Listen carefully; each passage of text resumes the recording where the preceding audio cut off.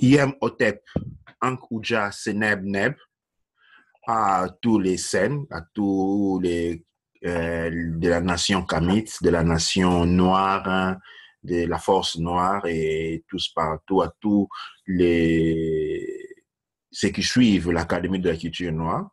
Aujourd'hui, nous nous retrouvons ici à moi, votre Neb, Kinkela Wamazulu Kufuimote Patumra et notre scène Makassi. Et dans le cadre de l'Académie de la culture noire, nous sommes dans un contexte généraliste où il ne s'agit pas d'un enseignement soi pour soi, mais plutôt d'une discussion où on aura la possibilité d'affronter plusieurs sujets de, dans l'histoire kémétique, à la méditation, à la spiritualité. Essayer un peu de mettre, apporter notre contribution dans la renaissance de la civilisation kémétique. Mais aussi, comme nous savons, tout le monde parle de la renaissance de la civilisation kémétique, du retour de la civilisation kémétique. Hein. Cela jette sûrement de l'enthousiasme à tout le monde qui espère. Mais cependant, on ne fait pas beaucoup très attention au danger parce qu'à tout processus toute transformation ou tout changement peut être de nature. Les changements peuvent être vers Mahat. Et si nous parlons des changements positifs, comme les changements peut aussi être vers Isefet. Et là, nous parlons des changements négatifs. Et la prudence appelle la connaissance parce que le manque de prudence est dû à un seul facteur, l'ignorance. L'ignorance, le manque de connaissances. Mais pour aller vers un changement qui tend vers la maths, c'est la vérité, la justice, l'harmonie. Et donc, la maths est la loi. La loi vient du mot legge, legge qui aussi signifie connaissance. Et donc, une manquance de connaissance porte au bafouement de la loi. Et le bafouement de la loi compromet la démarche vers Mahat. Et de cette manière, quand nous sommes dans ces situations-là, la transformation que nous sommes en train d'aller ou dans lesquelles nous sommes ne peut être qu'il s'est faite. Ceci dit, ceci est une prémisse. Ce n'est pas une notion de la réalité, mais nous pouvons aussi parler de la réalité en soi. Mais c'est plutôt un avertissement. Parce que plutôt aujourd'hui, dans le monde kémétique, tous sont enthousiastes d'un grand changement. Mais peu sont conscients que les changements peuvent être Isefet ou Mahat. Pour être Isefet ou Mahat, il faut répondre à déterminantes conditions. Les conditions doivent être remplies pour pouvoir aller vers la Mahat. Les conditions doivent être remplies pour aller vers Isefet. Et aujourd'hui, malheureusement, les conditions dans lesquelles nous sommes en train de remplir quand nous parlons de la tradition kémétique de la race noire, tendent beaucoup plus vers Isefet que Mahat. Avec ceci, je salue notre scène Makassi, qui est membre de l'Académie de culture noire. Bon, thank you, Iamotep. Otep, Otep, Otep.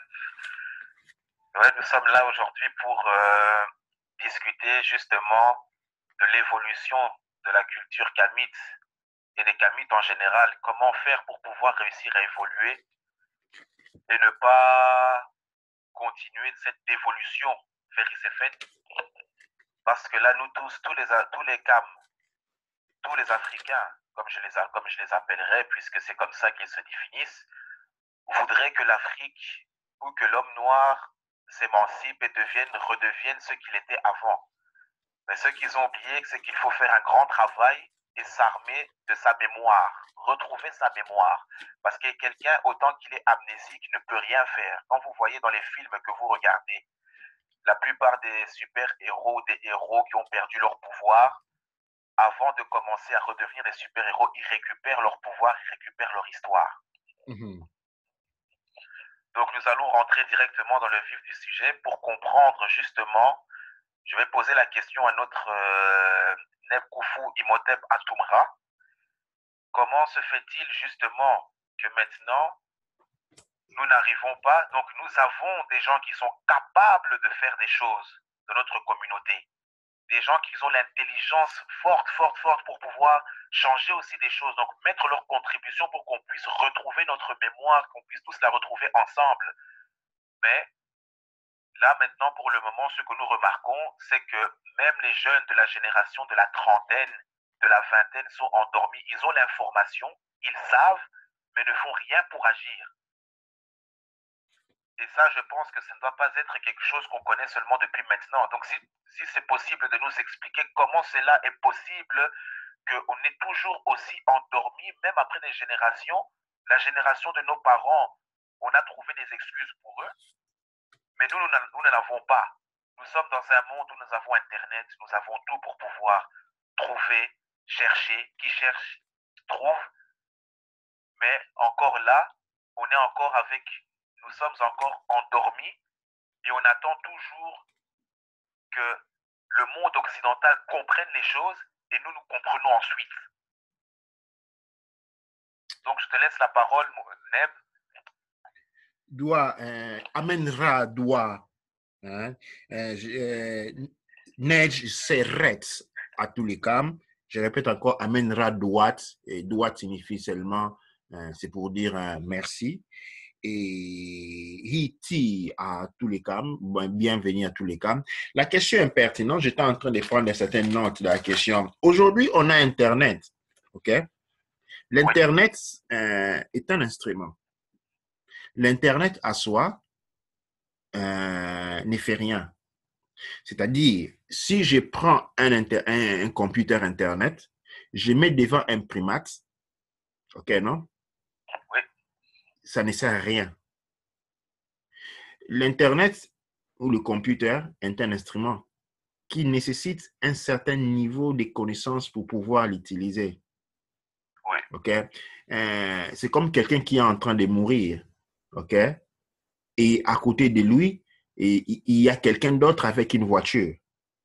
Mais pour que la personne soit sauvée, c'est-à-dire conduite à l'hôpital, la personne qui est à côté de lui doit être en mesure actuellement en premier de reconnaître que c'est une voiture et de savoir comment la conduire et puis connaître la route. Ces conditions doivent être remplies. Alors, je parle de quoi? Je parle des conditions de connaissance. Quand les connaissances ne sont pas disponibles, l'instrument est inutile. Quand on vous attaque chez vous, ok, par des intrus, et vous avez une pistolet, vous avez une arme à feu, vous ne savez pas utiliser, elle est inutile. Okay?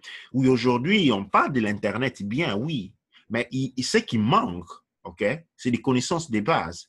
Et l'Internet comme instrument, ou le computer comme instrument, ne sert qu'à ceux qui ont les connaissances pour l'utiliser. Alors, quelles sont ces connaissances? Ces connaissances-là, quand je parle de la connaissance, je suis toujours lié à la tradition. Okay? Et il y a 3 conditions nécessaires, 3 champs de connaissances nécessaires qui sont importantes pour le développement intérieur, interindividuel et intercommunautaire. Nous avons l'éducation, nous avons l'alimentation et nous avons la santé. Ces 3 éléments doivent être contrôlés par vous-même. Parce que sinon, qu'est-ce qui se passe quand on n'a pas les contrôles de l'éducation? On ne produit des personnes qui ne sont pas adéquates à leur temps, à leur espace. Okay? Un serpent apprend à faire les serpents. Un chien apprend à faire les chiens. C'est-à-dire, pour pouvoir éduquer un chien, il faut être un chien. Oui. Okay, non? Et pour pouvoir éduquer un lion, il faut être un lion. Quand un lion et un chien sont éduqués par des hommes, parce qu'on en connaît, qu'est-ce qu'on a? On a des chiens de garde, on a des chiens qui tuent, on a des chiens qui ne sont pas des chiens. Quand un lion est éduqué par un homme, on a des lions pour divertir les hommes qui jouent dans le cirque. Ce n'est pas un lion, c'est une carcasse. OK? Ce n'est pas un lion, c'est un jouet. Et quand vous avez, dans votre culture, vos enfants sont éduqués par quelqu'un d'autre, par une autre tradition, ce ne sont que des carcasses, ce sont des jouets. Et en tant que jouets, ils vont servir parce qu'ils ne vont même pas être capables de servir leur peuple. C'est comme ça que dans les années 30, la proportion ou les pourcentages des Noirs qui travaillaient soit pour eux ou pour un autre Noir dans le monde était de 2%. 98% des Noirs travaillaient pour les colons, les Blancs. C'est-à-dire, c'était la même situation que celle de l'esclavage. OK? Aujourd'hui, nous sommes en 2018. Eh bien, le pourcentage des Noirs qui travaillent soit pour eux, soit pour des Noirs est toujours de 2%. La proportion, le pourcentage des Noirs qui travaillent encore pour les colons, après que les gens pensent que l'esclavage et la colonisation soient finis, est toujours de 98%. Alors, qu'est-ce qui se passe? Quand on n'a pas de connaissances, on ne sait pas mesurer la situation. On n'a pas les instruments pour mesurer la situation. On va penser parce qu'on est bien vêtu, parce qu'on a des jeans qu'on ne sait pas qui a fait, c'est-à-dire on est libre. Alors, pourquoi on pense de cette manière? Parce qu'on n'a pas des instruments. Et vous voyez, en ce moment-là, l'Internet ne sert à rien. C'est un instrument, mais un instrument d'étude, d'observation, okay, des recherches. Mais quand une personne n'est pas à mesure de faire des recherches dans son propre champ culturel, quand une personne n'est pas à mesure de mettre debout des études, cela ne lui sert à rien. En fait, c'est comme s'il ne l'avait jamais eu. Et ça, c'est notre plus grand problème. Aussi, notre éducation a été laissée entre les mains de ceux qui ont détruit nos ancêtres. Complètement détruits. Il y a plus de 5000, il y a plus de 7000 ans, Kemet était était la nation la plus puissante du monde. Tout le monde avait du respect, pour ne pas dire avait peur de Kemet. Ce n'était pas de la peur, c'était du respect. Mais il y avait aussi des envières. Des guerres ont été conduites contre les gens du Nord, c'est-à-dire les Asiatiques et les Européens, qui ont toujours été battus. Les Asiatiques et les Européens étaient appelés à cette époque-là les gens des cavernes, parce qu'ils ne connaissaient que la brutalité. Leur religion était la brutalité, la violence sexuelle, okay? Leur modalité, leur vie était basée sur la violence sur la nature que nous reconnaissons en tant que nature. Okay? Dans la nation kémétique, un Kémaou devient mature quand pour devenir mature, on fait un voyage d'1 ou 2 ans dans la nature. Il fallait être en contact avec le nature. Okay? Les Nordiques sauvages et grossiers, qu'est-ce qu'il fait? Il détruit la nature. Nous avons une très longue histoire de guerre avec ces peuples où nous avons toujours essayé de les doser. Mais tout ça a été perdu aujourd'hui. Nous nous retrouvons au bas de l'échelle. Nous nous retrouvons sous le contrôle des peuples brutaux, dominateurs, bulles, et qui imposent sa loi sur nous et sur tous. Alors, cependant, on n'en est pas conscient. Étrangement, les Noirs sont convaincus que les mêmes personnes qui ont détruit sa nature, sa maison, son peuple, les ont mis sous esclavage volontairement. Après, ils ont changé, ils sont devenus bons. Les Noirs pensent que la religion qui avait été utilisée pour les réduire en esclavage, parce qu'il faut savoir que la Bible a été écrite, hein, les écrivains de la Bible étaient des racistes comme rien. C'est comme ça les bases que le pape Léon V trouve pour imposer l'esclavagisme aux Noirs, il les trouve dans la Bible. Okay, c'est des grands racistes. Mais c'est ces documents-là qui est devenu le livre saint des Noirs. C'est-à-dire aujourd'hui, les Noirs seraient prêts à mourir pour défendre la Bible. Les mêmes instruments qui met dans leurs conditions, okay, les mêmes instruments qui a servi d'outils philosophiques, déontologiques pour leur destruction. Et c'est là, et ça c'est... Alors, quand on met tous ces éléments ensemble, et spécialement celui de la religion, on met l'éducation, parce que l'éducation rentre dans le domaine de la religion rentre dans le domaine de l'éducation. Et quand nous voyons la nutrition, hein, quand aujourd'hui nous mangeons encore les pondous, hein, les maniocs, les maïs, nous en faisons des repas nationaux. Pendant que nous produisons en abondance toutes fruits de tout genre, de tout couleur et de tous légumes. Nous avons plus de 10 000 espèces de fruits et de légumes en Afrique. OK? Mais nous allons trouver que nous mangeons seulement 2, 3, 4 choses. Et ces 3, 4 choses que nous mangeons, quand nous en faisons des études, légèrement approfondie, nous nous rendons compte qu'ils ont été introduits par les colons, importés. C'est-à-dire, nous avons toujours été dans la culture, nous produisions tout ce que nous avons sur la terre et nous le donnons aux colons. Et les colons nous imposent une alimentation qui devient, hein, parce que quand je vous parlais au Luba, ils vont vous dire que les foufous, hein, et les maïs et les pondous, c'est leur tradition alimentaire. Pendant que cela a été introduit par les Portugais, seulement il n'y a pas 500 ans. Et là, vous vous rendez que vous avez affaire avec des gens qui n'ont rien à voir, qui ne connaissent même pas leur culture. Parce que les choses comme les manger devaient être les choses qu'on devait se rappeler très rapidement. Vous avez les haricots secs, que quand vous allez au Bas-Zaïre, dans beaucoup de régions, on va dire que c'est les plats initiaux. Vous avez les riz.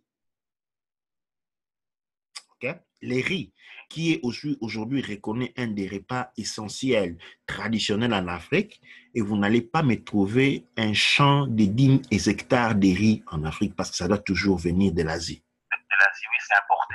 Même nous, ici en Europe, nous mangeons du riz importé. Exactement. En Afrique, il n'y a pas un seul champ de 10 000 hectares de riz, il n'y en a pas. Mais cependant, ces aliments-là, quand je parle des riz, je parle de manioc, je parle de pondou, de foufou, les maïs. Ce sont ces 5 aliments-là qui, partout où vous allez en Afrique, sont plus ou moins retenus comme des aliments traditionnels. Oui. Alors, vous vous rendez compte pourquoi on ne peut que souffrir. Parce que la souffrance est un produit de l'ignorance. La paix, l'excellence, la joie, le bien-être, la prospérité sont des produits de la connaissance. Oui. En nous positionnant du côté de l'ignorance, l'on ne peut que souffrir. Mais attention, quand l'ignorance excède un certain niveau, vous allez vous mettre dans un système où la nature doit devoir vous éliminer parce que vous devenez un problème pour la nature. Oui, c'est vrai. Là, c'est ce que nous devons comprendre. Droit inter. En tout cas, droit inter, en tout cas, c'est vraiment quelque chose, vous avez entendu. J'espère que les gens qui écouteront cette vidéo écouteront avec leur cœur plutôt qu'avec leur tête et ne pas essayer de comprendre les choses avec une compréhension académique. Parce que tout ne se comprend pas de la même manière que comme vous allez à l'école avec votre cerveau gauche. Donc, quand vous regardez, quand vous entendez tout ça, vous vous rendez bien compte que nous sommes dans l'erreur. Tout ce que nous appelons tradition, en fait, n'est que bafouement et importation des autres peuples, qui a commencé depuis longtemps. Et donc, aujourd'hui, l'Africain qui pense que son arrière-grand-mère était quelqu'un de la tradition pure et simple, il se trompe. Parce qu'aujourd'hui, le problème, justement, c'est ce que j'allais me poser comme question. Comment se fait-il que notre notion, la notion africaine du passé, ne se relève qu'à 50 ans ou à 100 ans? Quand vous demandez, par exemple, à un Asiatique, raconte-moi ton passé, lui va commencer à 2000 ans, 5000 ans. Nous, mais Koko Moko Boye, Natangwana, mais ce que maintenant je viens de remarquer, c'est qu'à cette époque où vous dites la Koko Moko Wana, Koko Moko Boye, mais à cette époque-là, l'occupation était déjà là. Oui. Ils nous parlent du royaume Congo, mais ils ne sont pas capables de nous donner des dates. Non. À quel moment est-ce que ça a été envahi? Non. Quand est-ce que ça a été créé? C'est juste des on-dit, parce qu'on a dit que, et ça c'est un truc aussi que l'Africain ne maîtrise pas, la ligne du temps. Ouais. On a perdu beaucoup de choses, et aujourd'hui nous nous retrouvons à répéter ce que les autres disent, à se servir des excuses des autres. Quand le blanc dit que le noir a le corps parfait, nous aussi on dit qu'on a le corps parfait, par rapport que nous mangeons très mal. Quand le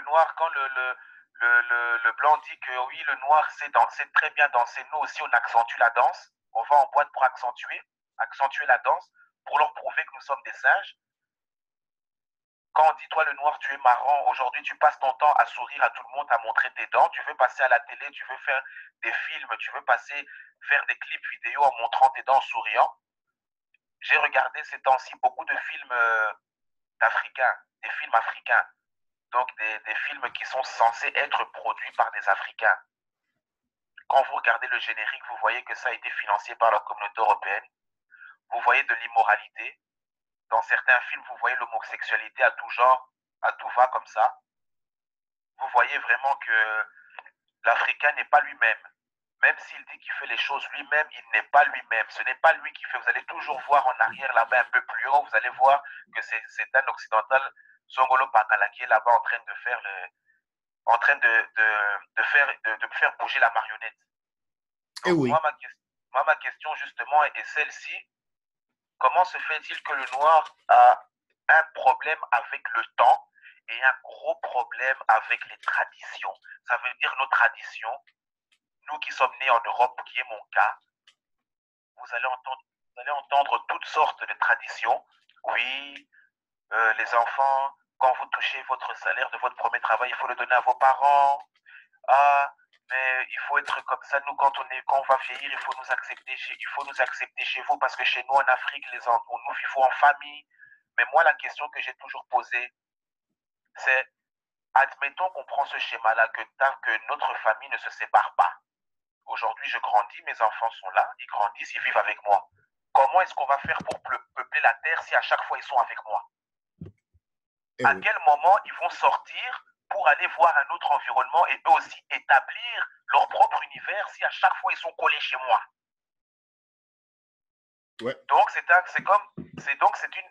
raisonnement d'esclaves parce que les esclaves on les mettait tous au même endroit, ils ne bougeaient pas. Exactement. Les esclaves d'une plantation restaient dans le même endroit. Si la plantation se trouve dans un secteur de 3 km ou de 2 km, et bien dans ces 2 km, vous tous les esclaves, vous allez rester au même endroit. Alors ça, c'est resté dans la tête de beaucoup d'Africains que non, la famille, on reste entre nous, on ne bouge pas. Donc ça veut dire quoi? Demain, je fais des enfants, je reste chez ma mère. Quand mes enfants font des enfants, on reste encore chez ma mère, on reste encore tout ça. Mais c'est quelle façon de réfléchir? Et quand vous voyez ça, et quand vous voyez la pratique de ces choses-là, en pratique, vous allez voir que nous, comme nous, par exemple, qui vivons en Occident, qui avons pris des habitudes occidentales, vous allez voir que, à fur et à mesure, ça va commencer à nous peser, on va en avoir marre. Donc, il y a contradiction dans cette manière de penser. Donc, Neb, je te laisse la parole pour nous expliquer ces phénomènes-là de temps et le phénomène des traditions bafouées, qu'on n'arrête pas de nous mentir ici en Europe et même en Afrique, mais qu'on n'arrête pas de nous mentir, on fait que nous mentir et après nous exportons ce mensonge-là à nos enfants et ce qui fait que nous n'arrivons pas à avancer, ça fait que continuer. Doigt en terre. Et le problème du temps est très simple. OK? Le temps est une illusion comme la réalité. OK? Oui. Cependant, le temps doit avoir un rôle. Le rôle du temps est celui de mesurer la portée de la destination. Oui. On comprend le temps parce qu'on est en train de faire quelque chose, on est en train d'aller quelque part. Alors là, comme on a une mission, okay, on sait se dire, je dois le faire demain. Et je peux mesurer par mon action si demain va être assez de temps pour la réalisation de ce que je suis en train de faire. Pour ce faire, comme le dit notre aîné Mfundi ici, il faut être capitaine de son bateau. Capitaine, maître de sa destination. Le problème que le peuple noir aujourd'hui, quelle est sa destination? Personne ne le sait. Quand les nations africaines telles que nous les connaissons aujourd'hui naissent après la colonisation, les Blancs disent que ce sont des nouvelles nations qui naissent, c'est-à-dire qui ont établi ces nations-là. Ce sont disons, comme je dis, ce sont les colons. Les impérialistes ont établi la nature, ils ont établi la destination, ils ont établi la nation et donc les dimensions. Okay? Ils ont défini l'administration, ils ont défini les rôles judiciaires, militaires, policiers et autres. L'organisation de l'État, okay, des États africains, n'a pas été faite. Disons, je voulais dire, l'organisation des États africains n'a pas une mission noire. Les Noirs étaient un instrument à l'intérieur de cette destination, tout comme il était dans l'esclavagisme. L'esclavagisme avait pour rôle nourrir la métropole et les Noirs étaient là pour travailler, c'est-à-dire qu'ils soient lundi, mardi, mercredi, ce n'était pas il n'y avait pas d'importance pour lui. Il n'était là que pour travailler. Il était un objet, tel défini dans le code noir. L'homme noir est un objet. Il n'a pas de valeur. Okay? C'est comme quand vous avez une chaise dans votre maison. La chaise, aux chaises, ce n'est pas important pour aux chaises si on va s'asseoir sur le lundi, mardi, mercredi, jeudi, vendredi, samedi, dimanche. Ça ne lui intéresse pas. Lui, il fait la chaise, il est là, c'est tout. Les temps, oui, c'est un meuble. Les temps sortent de son contrôle. OK? Et si on pouvait parler avec la chaise, si on lui demandait quelle heure aujourd'hui, il te regarderait ébloui, il dit de quoi tu parles. Parce que lui, il est là pour servir. Et quand tu prends maintenant cette analyse-là, cet aspect que nous avons construit, tu observes l'homme noir, tu te rends compte qu'il est là pour servir. Okay? Un de mes aînés ici à Glasgow, Chef Chebe du Ghana, il appelle ça le syndrome de la perte. Ça signifie le syndrome de la perte. Quand vous voyez un Africain chez lui en Afrique aujourd'hui, à Kinshasa, à Bamako, à Lomé, à Brazza, à Congo d'Iamfoua ou partout, okay, vous regardez au pied, il a des chaussures qui viennent de la France, les chaussettes qui viennent de l'Italie, un pantalon qui vient de la Belgique, une ceinture qui vient des États-Unis, une chemise qui vient de la France. Quand vous sur ses yeux, il a des oreilles qui ont été faites en Angleterre, des lunettes qui ont été faites en Angleterre. Quand vous allez chez lui, les chaises sont venues de la Chine. Oui. Les tapis de la Perse. Son lit vient de la France. Sa voiture vient des États-Unis. C'est-à-dire, lui, il produit l'argent sur les territoires à envoyer à l'extérieur. Exactement telle a été la mission définie de l'Afrique colonisée par l'Occident. C'était pour produire sur les territoires et remplir les poches bancaires des Occidents. Tel est le rôle du noir aujourd'hui partout où il se trouve. Partout où il se trouve, quand vous allez sur les continents, vous allez voir, moi j'ai vu ça personnellement, il y a des rivières pleines de poissons, mais les gens mangent des poissons froids qui sont venus de l'Occident. Avec du formol. Ouais. Pourquoi? Pourquoi? Parce que manger les poissons chez soi correspond à garder de l'argent pour soi, se servir de l'argent pour soi-même. Mais comme la mission pour laquelle ont été créés ces États était celui de servir, de remplir les poches des métropoles, il ne peut pas consommer ce qui est intérieur. Il ne répond pas à sa propre mission. Il n'est pas maître de son capitaine. Il n'est pas maître de son existence. Il n'est pas le capitaine de son bateau. C'est un adjoint.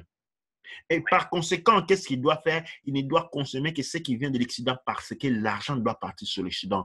C'est le même rôle. Quand tu vois l'Africain d'aujourd'hui, l'Africain du XVIIe siècle, XVIIIe siècle, c'est les mêmes esclaves, mais mis dans des conditions différentes. Par conséquent, et là, je dis partout où il se trouve, hein, qu'il vive aux États-Unis, au Japon, autres, il répond aux mêmes objectifs.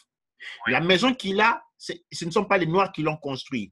Les beaux chaussures Jordan, Air Nike, Scottie Pippen, tous ces chaussures-là ne sont pas construits par des Noirs. Tous les habits jeans, Fuji, avec des marques qui se soient occidentaux, Yamamoto, Versailles, ce ne sont pas construits par des Noirs.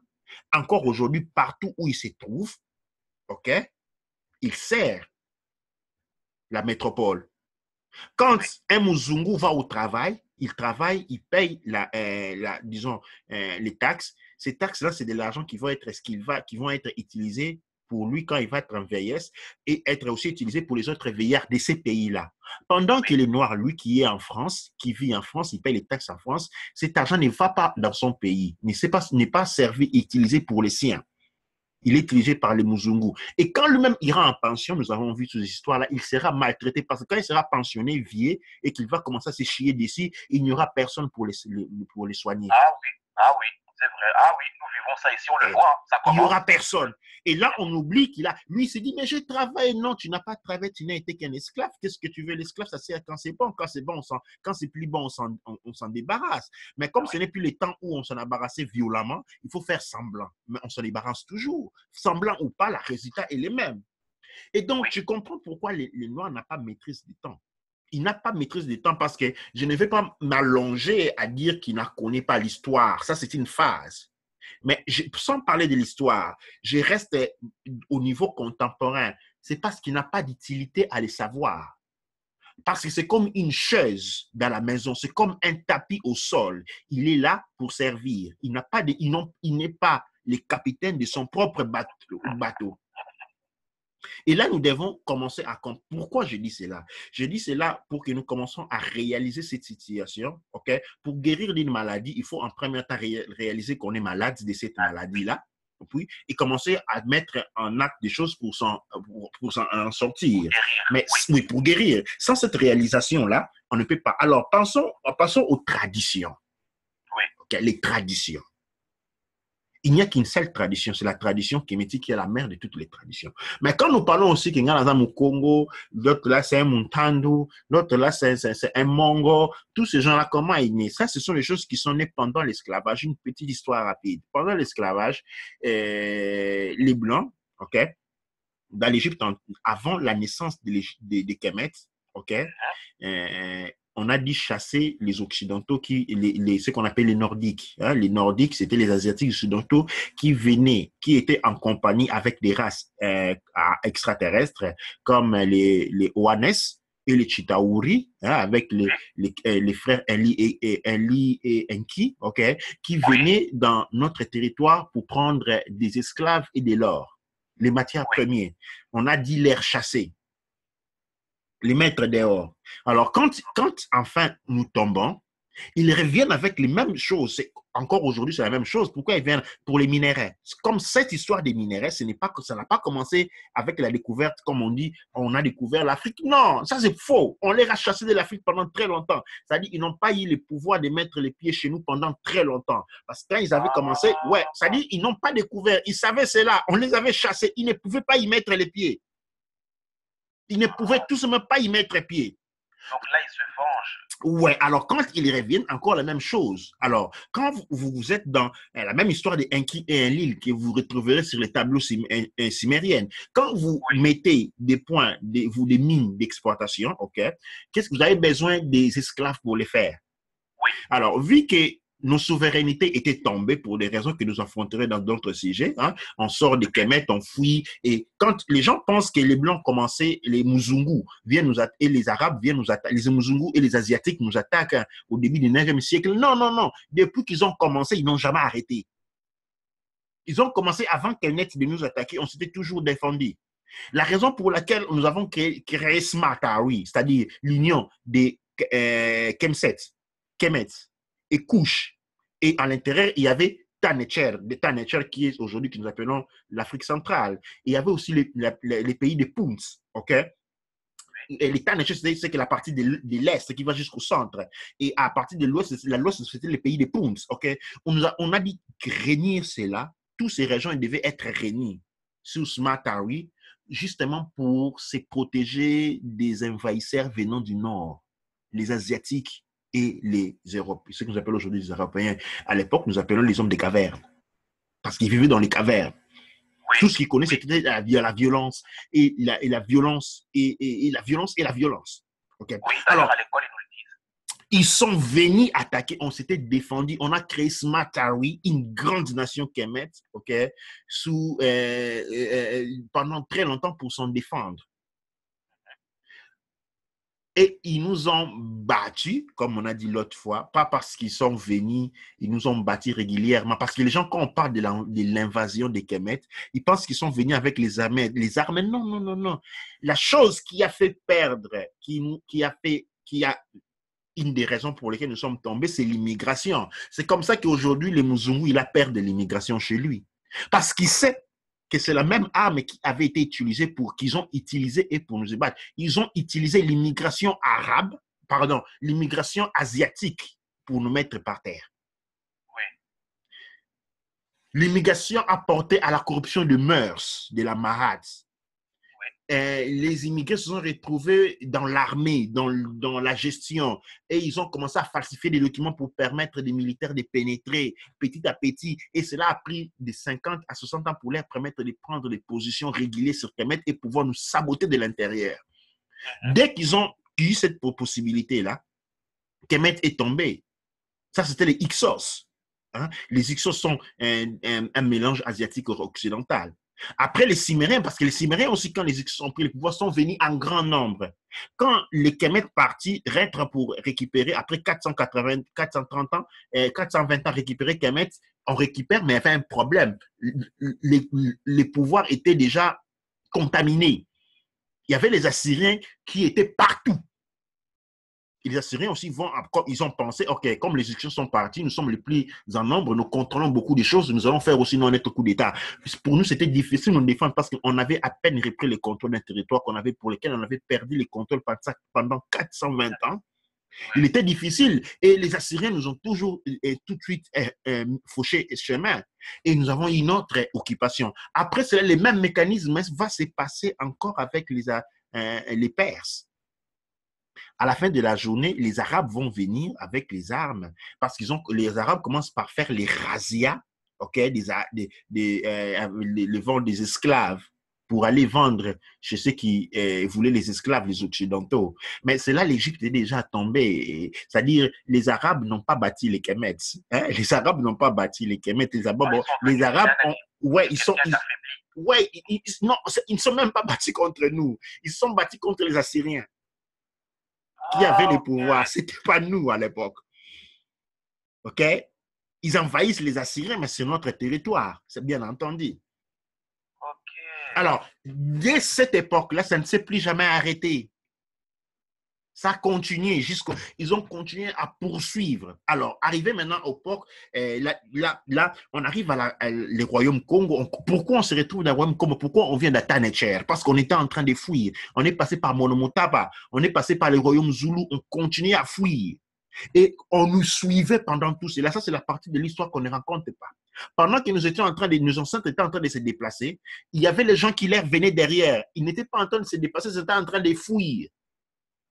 Alors, ils avaient la confiance qu'arriver dans les royaumes Congo, c'était fini. On était safe, on était en sécurité, mais c'était une fausse réalité parce qu'ils sont arrivés. Oui, oui. La guerre qu'on commence au royaume Congo, le royaume Congo tombe. Pourquoi? Parce que les minéraux. Alors, qu'est-ce qu'ils font? Ils ont un problème avec les minéraux. Alors, l'Église catholique qui était les meneurs de ces troupes-là, on établit des prêtres. Les prêtres établissent ce qu'on appelle des missions. Oui. Les missions étaient établies là où il y avait des gisements minières, où il y avait des terres cultivables. OK? Oui. Alors, maintenant, une fois que les prêtres étaient établis dans une mission, on donnait le nom à une mission, par exemple, une mission, par exemple, Bessingombe. OK, non? Oui. C'est le nom qu'on donne à la mission par rapport à la caractère de l'exploitation. Bessingombe, on voit il y a une exploitation animale, il y a des exploitations, par exemple, agriculture, parce que les Blancs voulaient tout ce qui sortait des Kemet. Tout ce qui venait de nos terres. Qu'il s'agisse des fruits, qu'il s'agisse des légumes, qui plantent et tout ça. Alors, qu'est-ce qu'on fait à ce moment-là? On lui affecte des esclaves, des gens qui avaient été arrêtés. Ces gens-là vont être sous sa direction, ces esclaves. Ils vont apprendre, ils vont parler une langue qui va subir l'influence de son patron, qui est les prêtres. Alors, il faut savoir qu'est-ce qui se passe dans ces temps-là? Prenons le camp de la Belgique. Dans la Belgique, il y a les Flamands et les Wallons. Oui. Quand, par exemple, vous êtes dans une mission où les prêtres est un Wallon, vous allez subir l'influence Wallon. Oui. Mais par exemple, qui va être introduit dans votre champ culturel, qui est par exemple le Kikongo. Vous allez devenir des Bakongo wallonisés. Oui. Et puis, à côté, il y aura un autre village. Cette fois-ci, il y a un prêtre flamand. Vous allez subir l'influence de la culture flamande. Donc, vous allez devenir les Bakongo flamannisés. Oui. Et ainsi de suite. Italiens sont ceux qui disent non, d'ici, des France, ainsi de suite. Et ces phénomènes-là vont évoluer et vont devenir ce que nous appelons ici les tribus. Voilà. C'est ainsi que vous allez trouver un village voisin qui n'est pas en bon rapport avec les villages d'à côté, parce que les Wallons et les Flamands n'ont jamais été en bon accord. Et ils ont réussi cet héritage-là. Et ils se comportent aujourd'hui comme des Wallons et des Flamands. Oui, la mauvaise réplique des colonisateurs. Exactement. Et donc, à ce moment-là, quelles sont les traditions? Que pouvons-nous appeler aujourd'hui tradition? Nous pouvons appeler tradition ce que nos ancêtres ont écrit. Et pour avoir écrit, nous avons la tradition kémétique. C'est pas seulement au niveau de la tradition kémétique, nous avons les Fa, nous avons les Mbongbong. Il y a beaucoup de traditions très puissantes en Afrique qui se somment, comme les Dogon, à celles égyptiennes, à celles kémétiques. Mais quand nous parlons de nos petites traditions, Congo, Mbesingombe, Muntandu, Munchuri, ce sont tous des attitudes qui sont devenues consuétudines par habitude, mais qui sont tous nés de l'esclavage. La différence qu'il existe entre esclavage et colonisation, beaucoup ne comprennent pas, c'est la comptabilisation, l'administration. Pendant l'esclavagisme, tout est fait en désordre. Chacun vient et prend ce qu'il veut et s'en fout. Tu viens, tu attrapes, tu dis esclave, tu vas comme tu veux. Hein? Parlons du commerce.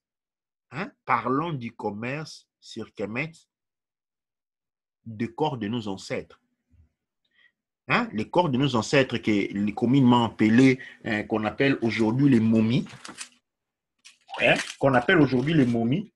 étaient utilisés pour créer pour faire des médicaments, mais ils étaient aussi mangés, consommés. C'était à cette époque-là un grand business en Occident, celui d'acheter s'acheter des momies, de trouver des momies sur Kemet et d'apporter en Europe, parce que les Muzungu croyaient qu'en mangeant les corps de nos ancêtres, ils devenaient comme ils allaient absorber leur puissance.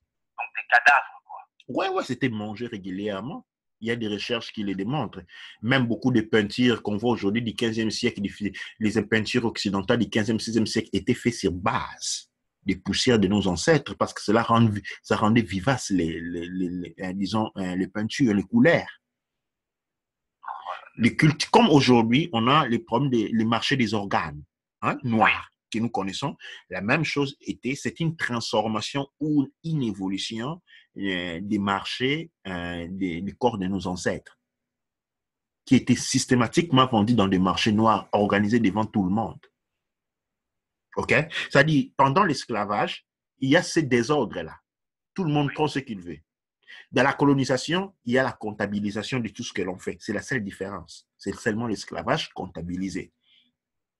Et donc, ayant été dans cette situation-là pendant longtemps, eh bien, l'homme noir aujourd'hui n'a pas de tradition. Un élément à faveur de ma thèse est que la tradition est ce qui te permet de t'émanciper en tant qu'individu inséré à l'intérieur d'une communauté. Parce que la tradition ne te permet pas de te développer toi-même. Le développement est conçu comme une harmonisation de tous les plans de l'existence végétale, minérale, animal et humain. Donc, pour se développer, une personne doit avoir sa propre tradition. La tradition est là pour le développement. Garantir le développement. Garantir le progrès. Ces éléments ne sont pas garantis par l'éducation, mais par la tradition, parce que le rôle de l'éducation est de lui de transmettre la tradition. Alors maintenant, après avoir dit ceci, vous retournez du côté du monde noir, vous regardez les traditions, vous voyez que les traditions du monde noir sont des traditions qui vous coupent les pieds et les ailes. Vous ne pouvez pas faire ça. Vous ne pouvez pas faire ça. Vous ne pouvez pas faire ça. Honorez votre père et mère. Mais écoute, si ton père c'est un assassin, tu dois honorer un assassin. Tu vois? Alors, et tu ne dois pas répondre à ton père de telle manière. Si on te dit, tu dois te rester tu. Quand tu prends les modèles traditionnels africains, tu les mets, tu enlèves les mots africains dessus, tu regardes les profils psychologiques, OK? Ça, c'est de la colonisation. Et arrivé à ces mots-là, ça devient maintenant facile de comprendre d'où viennent ces habitudes. Ces habitudes sont des habitudes du colonisateur que nos parents ont absorbées parce qu'ils leur avaient été imposés et ils ont oublié qu'ils étaient. Et aujourd'hui, ce qu'ils appellent leur tradition, en fait, c'est seulement de la colonisation qui a été mise pour leur empêcher de se développer. C'est comme ça que dans les traditions africaines, c'est plein de tabous et de limitations. Oui, oui, oui, Tabous c'est et vrai. limitations. Or, les tabous et les limitations pour limiter qui? Pour limiter toi. Limiter de quoi? De l'épanouissement. De l'épanouissement. Et donc, quand on met ces éléments-là ensemble, vous vous rendez compte combien il est impossible aujourd'hui, dans les conditions où nous sommes, s'attendre à un changement. On ne peut pas s'attendre qu'un aigle à qui on a attaché les ailes, okay, à la racine par un fil de fer, et auquel on a coupé les ailes chaque fin de semaine, ce n'est pas parce que vous l'avez mis sur une montagne et vous la jetez dans les airs qu'il va voler. Non. Il va descendre et taper la terre comme une pierre et mourir. Parce que les ailes sont tapées et les plumes sont coupées. Bien qu'étant un aigle, il ne peut pas voler. Il lui est impossible de voler. Et ça, aujourd'hui, c'est la condition actuelle. Pas définitive, mais elle est actuelle. Et aujourd'hui, quand nous entendons des gens parler d'une révolution noire, c'est bien beau, mais regardons les conditions dans lesquelles nous sommes et nous rendre comme s'il est possible pour nous faire réaliser ce que nous voulons réaliser avec la tête. Mais les conditions du point de vue physique doivent pouvoir être réunies. Et ces conditions ne sont pas réunies. Et c'est pourquoi les autres, ceux qui nous tiennent en esclavage, ne s'agitent pas. Ils ne sont pas dérangés par ce que nous faisons, par ce que nous disons. Parce que, en fait, si nous commencions à changer les conditions, si les Noirs commençaient aujourd'hui à prendre contrôle de leur éducation, de leur alimentation et de leur santé, vous allez voir que le monde de ceux qui nous contrôlent, qui nous veulent un esclavage, va s'agiter. Parce que là, nous sommes en train de vraiment réaliser, mettre ensemble des conditions qui vont nous permettre de nous libérer. Mais aussi longtemps que nous ne les dérangeons pas, qu'on crie tout simplement, on parle à haute voix, on passe à la télévision, en fait, et ils sont tranquilles parce qu'ils savent que vous ne pouvez que rêver, vous n'obtiendrez pas ce que vous êtes en train de penser. Il n'y a pas un Dieu qui va venir vous sauver. Ah, ça. Ah oui, ça. Ah oui, ça. Ça aussi, l'Africain aussi pense toujours ça, comme on dit chez nous, Nzambe Akosala. Mais écoute, c'est vrai dans les mots. Ça encore, ça rentre dans un domaine de l'ignorance. OK? Les gens disent Afrique. Mais écoute, l'Afrique, elle est occupée par les Arabes qui sont des intrus. Toute l'Afrique du Nord est occupée par les Arabes, jusqu'au Sahara. Là où nos ancêtres avaient réalisé la plus grande civilisation du monde, sur Kemet, sur Kush, sur Kemset, c'est occupé, complètement occupé. Mais c'est même pas fini. L'Afrique du Sud est sous le contrôle des Muzungu. Oui. Et aujourd'hui, ce que nous appelons l'Afrique, quand on dit à un enfant, dessine l'Afrique des Noirs, l'enfant il dessine les continents, mais c'est pas vrai, c'est pas réalistique.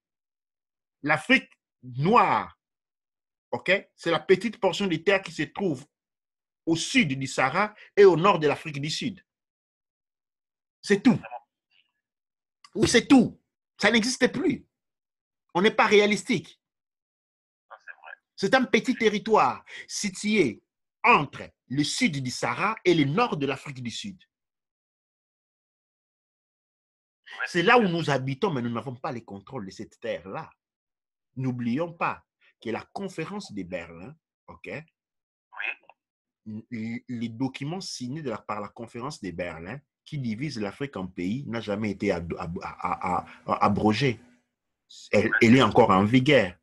Et la conférence de Berlin donne des pays africains comme des colonies à les pays occidentaux comme du gâteau qu'on divise.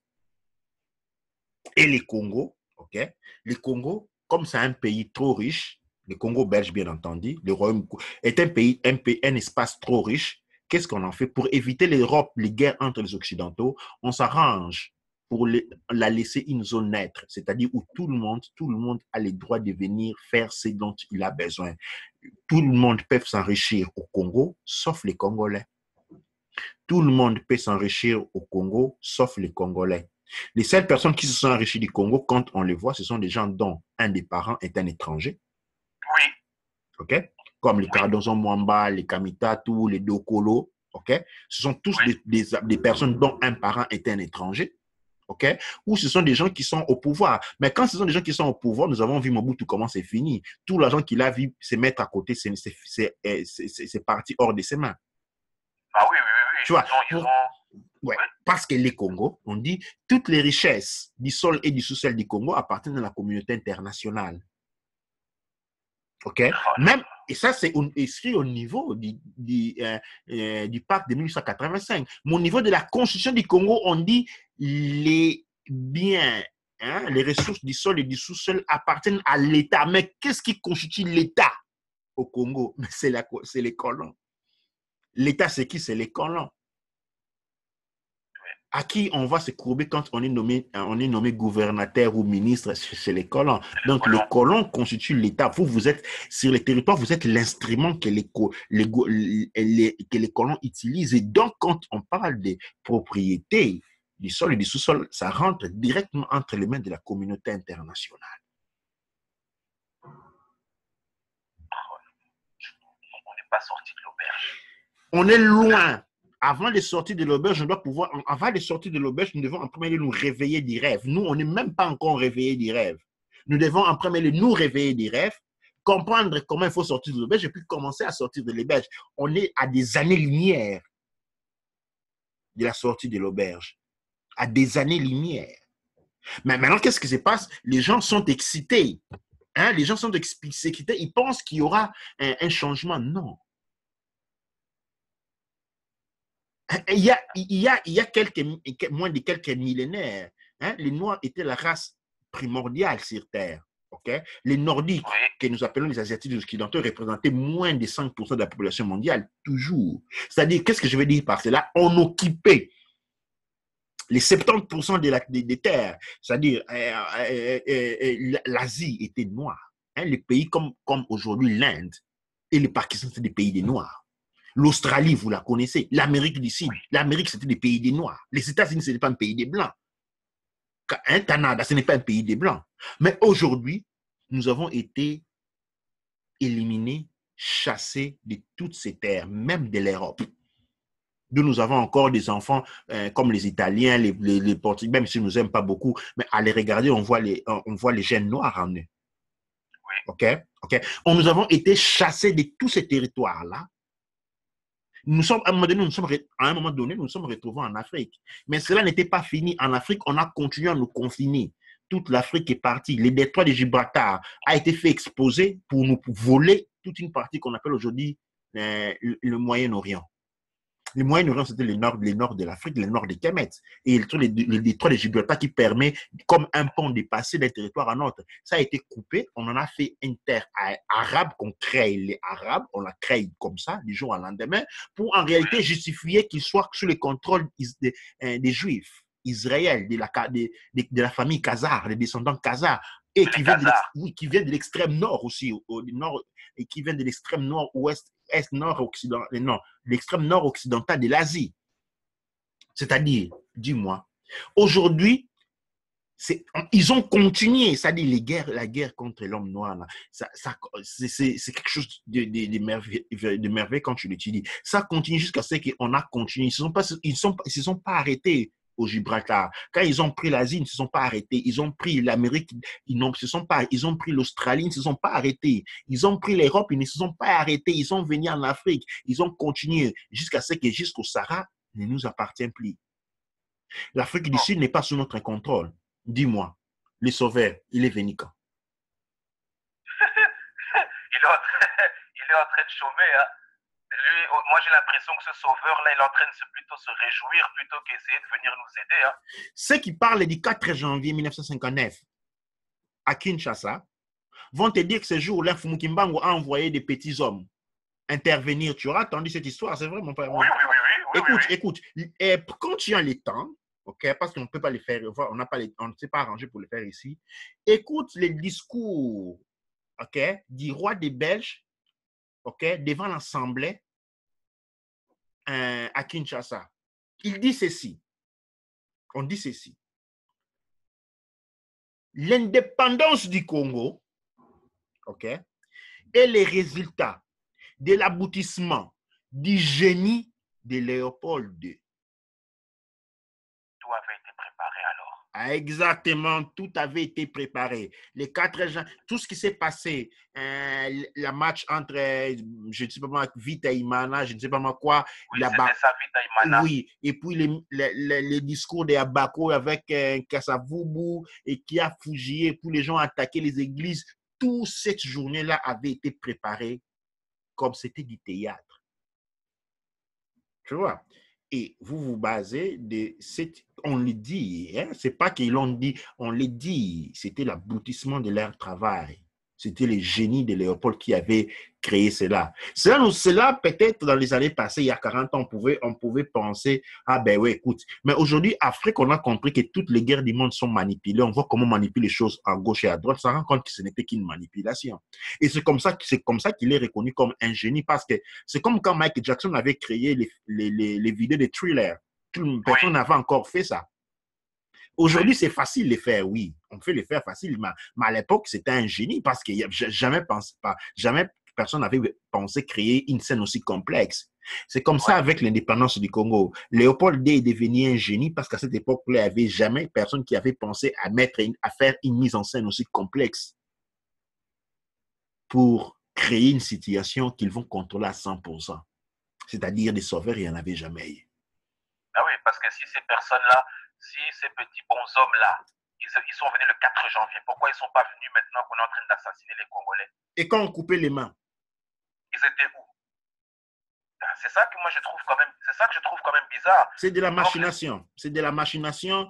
C'est en fait, qu'est-ce qui se passe quand on est resté esclave pendant trop longtemps? On perd la tête.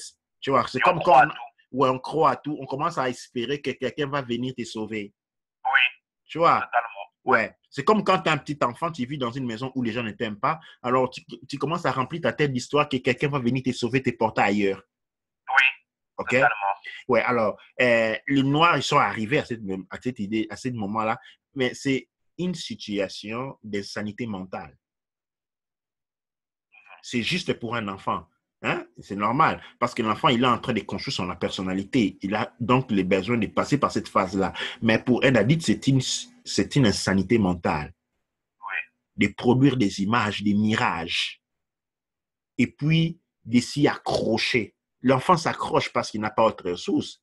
Et tu vois, mais de s'y accrocher en tant que nation adulte à des mirages qu'on a créés par la tête et la faire devenir réalité. Pendant que dans son intérieur, on sait que c'est pas vrai. On le sait. La vérité, Mahat, est dans laquelle de tout un chacun. On peut mentir ceux qui sont devant soi, mais on ne peut pas se mentir. Et donc, avec ça, on comprend pourquoi nous avons un problème avec les temps, parce qu'en réalité, nous ne sommes pas maîtres de notre navire. Hein, nous sommes des ouvriers dans un navire. Et le problème des traditions, parce qu'en réalité, nous n'en avons pas. Ce qui étaient nos traditions, on nous a dit, écoute, vous allez voir des gens qui disent, les dieux de Yahweh qui a détruit l'Égypte. Écoute, l'Égypte, c'est comme quelqu'un qui est en train de glorifier quelqu'un qui a tué son père. Ouais. Vous vous rendez compte? C'est honteux. Oui, c'est honteux jusqu'à la moelle épinière. Moi, je dirais c'est à la limite de la malédiction. Comment on peut glorifier quelqu'un qui a tué, assassiné son père? C'est ça aussi que je remarque beaucoup, c'est que nous, on est là, en train de s'identifier à Kemet, au Kamit, mais la plupart des Africains ne se réfèrent pas à ça. Hein. La plupart, tu vas les entendre dire, oh oui, le royaume Congo, même nos propres parents ne s'identifient pas à Kemet. Parce qu'autrement, on l'aurait su, mais on ne le sait pas parce qu'ils ne s'identifient pas à ça. Et par rapport à ça, justement, il y a une autre question encore plus cruciale, parce que là, comme je vois qu'on est dans la lancée de répondre aux questions existentielles de l'Africain, parce que ça, ce sont les questions existentielles que tout Africain se pose. Hein. Il y a maintenant une autre question qui est la maîtrise de l'argent. L'Africain aujourd'hui se plaint en disant mais oui, je comprends pas pourquoi on souffre, on n'a jamais d'argent, on n'arrive jamais, ça je comprends pas, on n'a rien. Et ça, c'est un problème vraiment qu'on voit partout. L'Africain se pose toujours les questions. Et aujourd'hui, quand tu le vois, par exemple, qu'il a une petite somme, ou quand il sait qu'il fait quelque chose avec quelqu'un qui va avoir une petite somme, il commence à se disputer, il commence à se battre. Hein, ils sont prêts à faire tout et n'importe quoi pour gagner des sommes d'argent qui, en fin de compte, tôt ou tard, va finir. Parce que même si tu as 5 000 ou 10 000 euros, tôt ou tard, ça va se finir. Si tu ne divertisses pas, tu ne fructifies pas, ça va finir. Mais, puisqu'on est dans cette lancée de la question existentielle des Africains, donc la question qui leur fait encore beaucoup mal, c'est cette question de pauvreté-là. Oh non, on n'a rien, on ne comprend pas, on n'arrive pas, comment ça se fait. Pourtant, regarde tous les gens, j'ai regardé un film l'autre fois qui s'appelle Une saison en France. Ce sont deux Français qui n'ont pas de papier. Ce sont, pardon, deux Africains qui n'ont pas de papier qui immigrent en France. Quand il y en a un qui a trouvé une copine blanche, qui se met avec elle, l'autre, il est vigile. Or qu'en Afrique, celui qui a la copine blanche, en Afrique, était professeur de français à l'université. L'autre était professeur de philosophie. Il est venu en France pour faire le vigile, sans papier. Et pour finir, celui qui faisait le vigile, comme il a vu qu'on lui a cassé sa maison de fortune, parce que tu sais, en France, des fois, les gens, quand ils n'ont pas de papier, ils créent des petites maisons de fortune en dessous des ponts. Il faut des petites caravanes, mettre des petits trucs pour vivre. Et qu'est-ce qui s'est passé? Le gars est parti là où on demande l'asile. Qu'est-ce qu'il a fait? Il s'est mis le feu. Il s'est immolé parce qu'on ne lui a pas donné les papiers. Donc, le gars est venu chercher soi-disant la vie. Il a fait un travail de vigile. Mais le gars, il n'a toujours pas eu la vie qu'il nous voulait. Moi, des fois, je me demande si l'Africain réfléchit. Qu'est-ce qu'il cherche? Alors, moi, cette question, c'est cette-là. La maîtrise, pour bien répondre une bonne fois pour toutes aux Africains, pourquoi est-ce qu'on n'a pas la maîtrise de l'argent, contrairement aux autres? Mais Pagny, quand un instrument a été créé contre toi, c'est difficile que tu la maîtrises si tu n'as pas le temps de l'étudier. Rentrons dans le seul du domaine. Alors, l'argent, OK? L'argent a été créé comme moyen pour remplacer ou pour prouver qu'on avait de la richesse. C'est-à-dire, on ne pouvait pas porter l'or, 5 kilos d'or, sur ses épaules chaque fois qu'il fallait marcher. L'argent était introduit comme et il remplace. C'est-à-dire, quand je sais là, ça signifie que je représente 5 kilos d'or. Okay, non? À la base de l'argent. Mais l'or, ça vient d'où? De l'Afrique. Oui. L'or dont est censé représenter l'argent vient de l'Afrique. Oui. Okay, non? Nos ancêtres ont construit Eru Enaketi, qu'on appelle la Sphinx. Ils ont construit les Mirkouts, qu'on appelle aujourd'hui les pyramides, sans argent. Sans argent. OK? Et c'est-à-dire, qu'est-ce qui se passe en ces moments-là? Nous basons notre existence sur un instrument qui a été fait pour nous détruire. Il ne peut que vous détruire en profondeur. Parce que l'argent a été fait pour te voler ce que toi tu as en réalité, ton or, tes richesses, tes diamants. Toi, tu as un diamant, tu leur donnes et ils te donnent des papiers. Les papiers qu'ils impriment chez eux. Ces papiers-là, toi, tu n'as pas le droit de les imprimer. OK? Alors, le problème monétaire est énorme. Aux États-Unis, avec John Kennedy avait été assassiné parce qu'il avait émis de l'argent qui avait qui n'avait pas d'intérêt. OK? Nous savons que notre grand parent aîné, leader, Mohamed Kadhafi, avait été tué pour une des raisons, pour vouloir mettre une monnaie noire, une monnaie africaine. Alors, le fait que nous n'avons pas de maîtrise sur la monnaie est simplement dû parce que l'argent avait été créé pour nous détruire.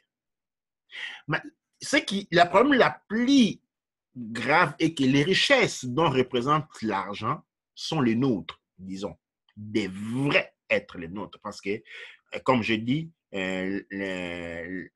comme l'indiquent les contrats, les documents signés en 1885 et puis toutes les constitutions africaines, l'argent du sol et du sous-sol, les richesses du sol et du sous-sol appartiennent à la communauté internationale. OK? Et d'une certaine manière, nous sommes nous-mêmes êtres humains en tant qu'une richesse du sol, nous appartenons aussi à la communauté internationale. OK? Alors, c'est cet élément-là, OK, cette base de définition juridique philosophique qui rend le tout difficile. C'est-à-dire, nous n'avons pas maîtrise de l'argent parce que nous faisons partie du flot de l'argent nous-mêmes. Quand un immigré arrive en Europe, OK, tu vas t'enregistrer, tu vas oublier. Il y a toute une machine de personnes qui travaillent parce que toi, tu es là. Tu es une monnaie, tu es un bien. OK? Tu dois aller signer, tu dois aller chez l'avocat, tu dois prendre un avocat, tu dois aller à un juge. Et tous ces gens-là, où toi tu passes, sont payés, sauf toi. Qui les paye? Mais c'est toi. C'est ta valeur. Tu es tellement valeureux que toi-même, tu ne t'en rends pas compte. Ah oui, Tu es comme un diamant, tu es comme un diamant qui est circulé de gauche à droite. Il suffit de te voir, c'est bon, les gens commencent à produire de l'argent sur toi. Parce que tu es un bien. Oui. Alors, du moment où tu rentres dans un processus immigratoire, pour qu'on te donne des papiers, du début jusqu'à la fin, ça va te prendre 5 à 6 ans ou 5 à 10 ans. Tu peux produire, un noir moyen produit de 500 à 1 million d'euros. Hein? Eh oui. Tu sais combien ça coûte aller au tribunal? Quand on va, on demande l'immigration et on te rejette et fait la première fois, on t'y est rejeté, deuxième fois, puis maintenant il faut aller au tribunal. Une séance de tribunal coûte de 30 à 40 000 euros. Et tu vas voir des personnes qui sont allées dans 6 tribunaux différents d'immigratoire. Tu as produit 500 à 1 million d'euros et toi, tu ne le sais pas. Donc, en fait, leur venue génère de l'argent. Oui, absolument. Absolument. Mais il faut comprendre, Mpagui, quand nous avons perdu les contrôles de l'Europe, les premières Noirs qui sont venus en Europe, OK, tu sais, en Europe, tu sais pourquoi on est, tu sais pourquoi les Noirs sont venus, comment et pourquoi ils sont venus en Europe? Non? Pourquoi? Ils sont venus dans des eaux. Tu vois? Pour produire. Les Noirs étaient exposés dans les eaux en France, en Belgique, en Allemagne. Et ça produisait beaucoup d'argent. Oui. À l'Expo universelle, oui, en Belgique, il y a eu cette histoire-là. Oui, mais écoute, c'est dans toute l'Europe. Les Noirs étaient exposés pour de l'argent. Ça produisait de l'argent. Et les Noirs est là pour produire de l'argent. D'une manière ou d'une autre.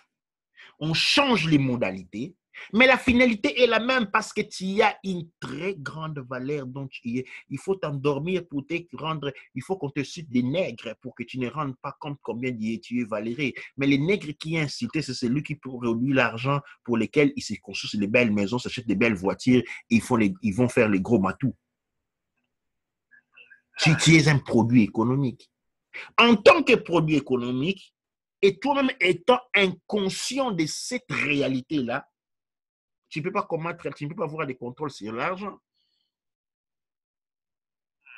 Tu ne peux pas avoir les contrôles sur l'argent. Tu es comme une chèvre qui est invitée au dîner, à dîner, hein, dans une maison de loups. Tu comprends que s'il y a une marmite sur le feu, il y a à côté, il y a des carottes, il y a des oignons, il y a des épices, et bien la viande, c'est toi. Ouais, c'est vrai. Quand tu vois cette image dans ta tête, ça fait rire. Ça me fait penser au dessin animé. Eh oui. La viande, c'est toi. Mais seulement tu n'en es pas conscient jusqu'au dernier moment. Tu continues à te comporter comme les habits des loups. Tu leur vois tailler, tu leur aides même à couper les carottes, les piments, les épices à mettre dans les casseroles toi-même. Ouh là là là là. Et maintenant qu'il sort les grands couteaux, il commence à les limer. Toi encore là, tu ne te rends pas compte que c'est toi qui constitue les dîners. Et puis quand les enfants nous commencent à pleurer que ça tarde, qu'ils ont faim, toi, tu n'es pas encore conscient. Tu attends que les loups te disent, écoute, mon frère, tu m'excuses, mais les enfants ont faim. Et là, tu lui poses la question, et qu'est-ce qu'il faut faire? On leur fait quoi à manger? Ils te transportent, ils te foutent dans la marmite. Ah, et oui.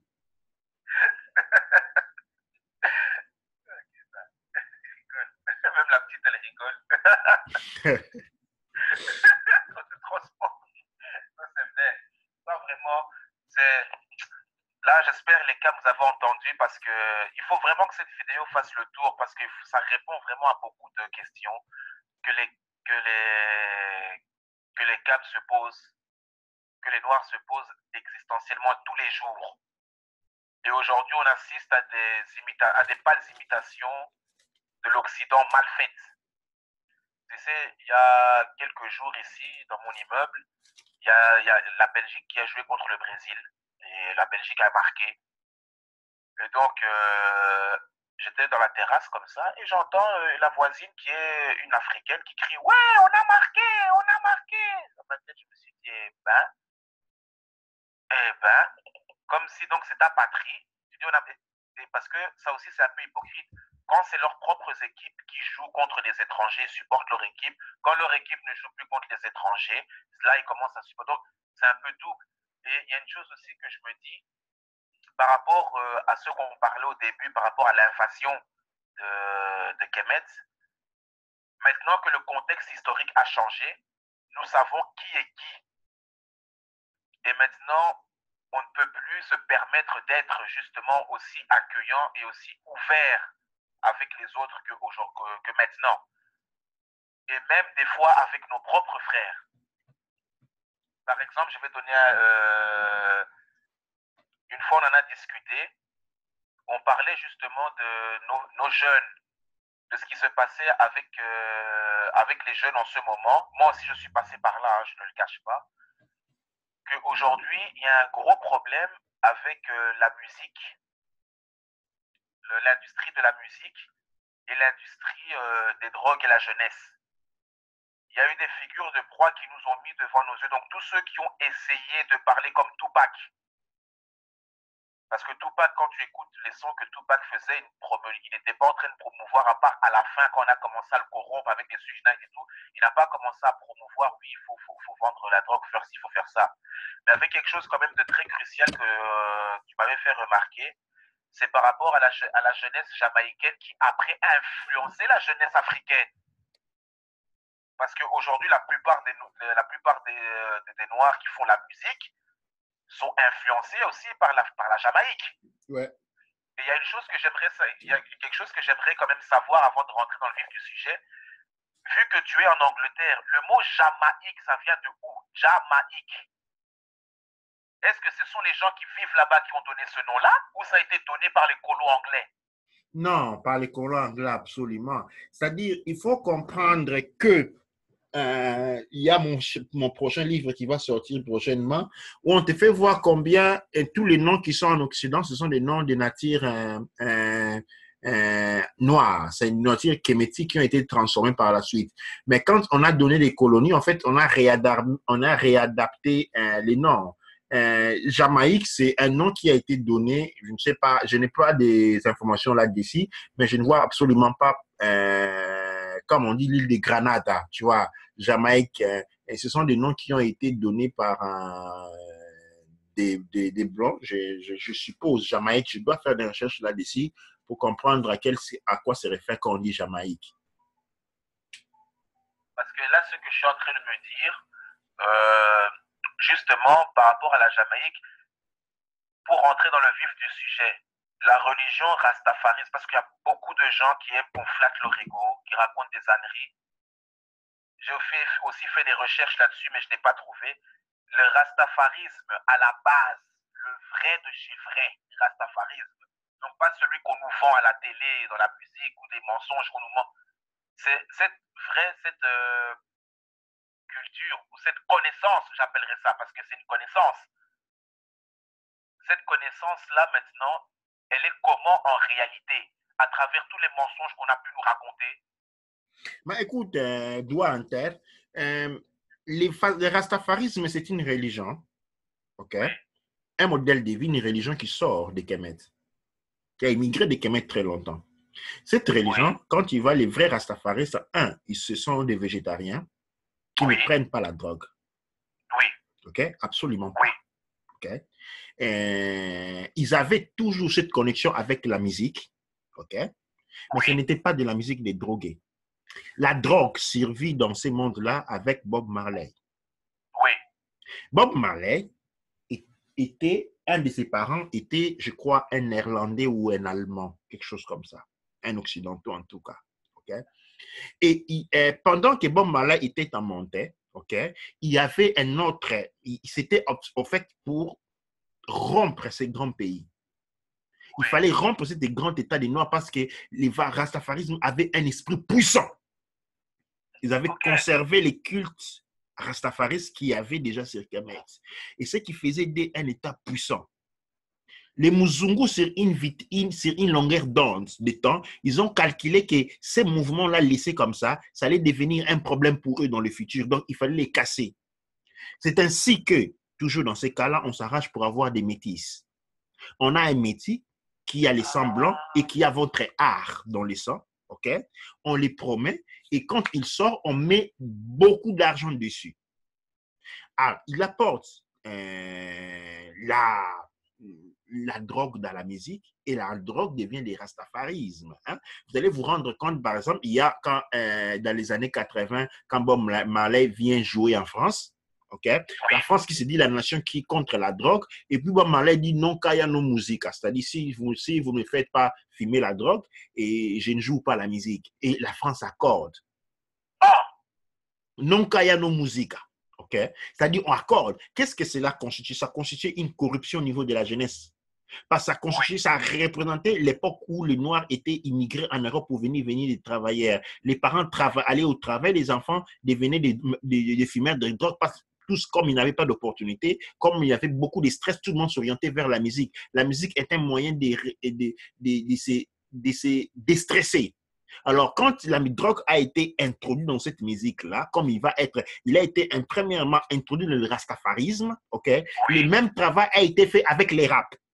oui, oui, totalement, tout à fait. Okay? La même travail qui a été fait au niveau du rastafarisme a été fait après avec les rap. Les rap existaient, Oui, c'était une manière d'exposer l'identité noire. Ça a été fait seulement avec les rap, on a aussi ajouté les armes. oui, c'est vrai, vous Okay? êtes tout à C'est fait, le même oui, travail qui a été fait. Le même travail qui a été fait. Seulement, là, comme ils n'étaient pas aux États-Unis, on a trouvé, ils étaient dans la Jamaïque, ils ont trouvé une figure. Okay? Aujourd'hui, comme l'homme noir est sentimental, hein, il n'aime pas oui, réfléchir, il aime accorder le sentiment, il y a une sœur qui, c'est une scénette qui s'est permis de faire cette remarque-là sur Facebook, je crois, il y a une année. En fait, elle a apporté un élément qui est vrai. Et alors, tout le monde est libre d'aller faire des recherches là-dessus. OK, non? Et on peut faire des recherches à divers niveaux. On peut demander à la personne où tu as trouvé des sources. Quand une scénette apporté il fallait voir comment elle a été insultée, menacée par les Noirs parce qu'elle a dit quelque chose qui n'était pas commode. C'est ça, c'est qu'on veut entendre des choses belles, beaux. Quand on dit les vérités ne sont pas voulues. La sœur a été attaquée, insultée ouvertement sur Facebook, ok, pour avoir dit quelque chose qui était vrai. Ok? Parce que certains groupes vont défendre la drogue en disant qu'écoute, la drogue, la chanvre, c'est l'herbe des dieux, mais tout a été créé par Untara. Tout est herbe des dieux. Même la cocaïne, les feuilles de cocaïne sont des herbes qui ont été créées par les créateurs. Hein? Même les plans avec lesquels on fait les balles, ou disons, ou par exemple, l'uranium avec lequel on fait des bombes, tout ça a été créé par les créateurs. oui, mais c'est l'utilisation maintenant L'utilisation qui fait la différence. La oui, drogue, oui. La drogue, les feuilles par exemple, les feuilles de cannabis, ok? Les plantes oui, de cannabis, ce sont des plantes qui ont une capacité la plus élevée en termes de fabrication d'oxygène. Quand une cité est polluée, comme l'est la France, Si on commence à planter, hein, comme à Paris, en Bruxelles ou dans toutes les grandes cités d'Europe, ou polluer, si on commence à, même en Afrique, hein, même si on commence à planter hein, des arbres et des cannabis, ça augmente, ça a une grande capacité d'absorber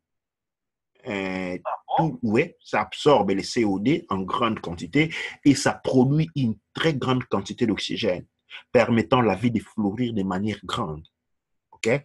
Ça, c'est quand vous avez une terre ou des plantes, vous avez des plantations, vous plantez des plantes de cannabis, ça absorbe tout ce qu'il y a comme CO2 et ça dégage l'oxygène, permettant à d'autres arbres de grandir. Mais ça, c'est telle est l'utilité. Telle est l'utilité. Alors, il y a... Comment? C'est à ce moment-là, parce que les Hollandais, par exemple, quand ils viennent au Suriname et tout ça, eux, ils font, parce qu'il y a un truc que je me suis toujours demandé, il y a la plante mâle qui ne produit pas de fruits, et la plante femelle. Et la femelle, c'est elle qui produit les fruits, qui donne le truc que les gens fument aujourd'hui. Mais maintenant, quand tu dis par exemple que le cannabis donne l'oxygène, c'est la plante mâle, ce n'est pas avec le fruit odorant qui sent fort là. Tous les deux produisent de l'oxygène, ok? L'odeur n'est pas mauvaise, elle a une utilité dans le système biodynamique de l'homme, il a une utilité en soi, mais la fumée, c'est quelque chose de différent. Okay? La fumée, c'est quelque chose de différent. Ça, il est transformé en quelque chose d'autre. Okay? Et oui, il y a des cérémonies chamaniques à travers lesquelles on prend certaines substances pour certaines expériences psychédéliques, mais on dit que ce sont des cérémonies. Et les cérémonies de ces gens, on peut en faire une ou deux par an. Par an, voilà, ça ne peut pas être quelque chose du quotidien. Non, non. Oui, il y a beaucoup de drogues, qui sont utilisées okay, pour des rituels bien déterminés. Oui. Mais on ne fait pas ces rituels chaque jour, ni même chaque 2 mois. C'est des rituels qu'on fait 1 fois 2 mois par an. Et c'est dans ce moment-là qu'on trouve les rôles de ces éléments-là. Mais quand ça devient quelque chose qu'on doit prendre chaque jour, là, nous avons une perversion. Et cette perversion-là, dans le cas du monde noir, a été introduite.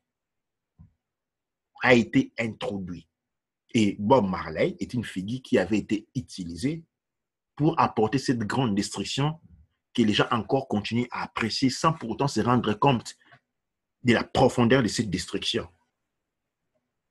Ça, c'est vrai. Ça, c'est vrai. C'est de là où maintenant je me dis, tu vois, quand tu expliques l'histoire de Bob Marley, ça devrait faire réfléchir les gens par rapport à ce qu'on disait avec l'invasion des Kemet. Ce n'est pas du racisme ou quoi que ce soit, mais moi je le dis ouvertement, le métissage c'est quelque chose de très mauvais.